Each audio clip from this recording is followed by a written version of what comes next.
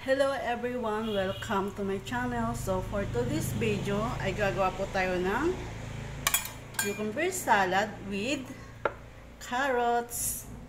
So mayroon din po tayo ditong century tuna, isang lata, and of course mayonnaise, and syempre maglalagay din po tayo ng asukal na 2 kutsarita sa ating mayonnaise.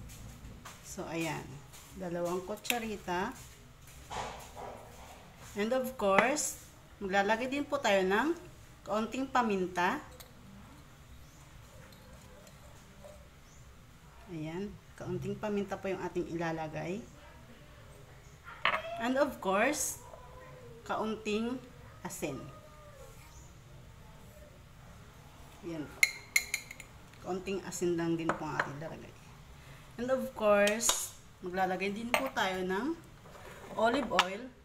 So, wala po tayong olive oil, kaya yung ilalagay natin is ordinary na mantika.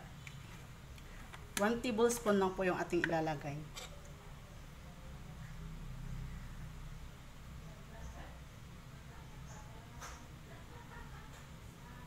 Ayan. So, paghahalo-haluin lang po natin.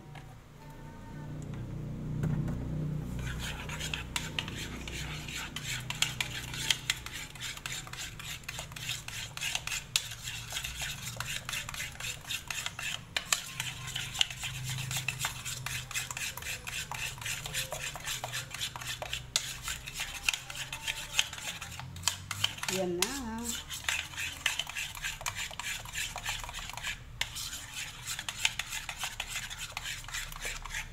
Okay.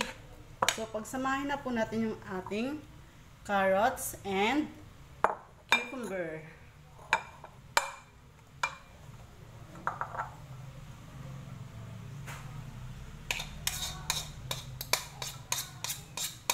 Paghalo-haloin lang po natin silang dalawa. Ayan.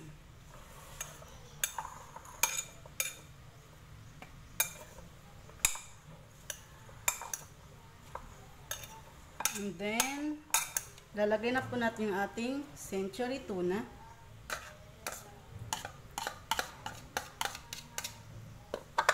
Mimix lang po natin.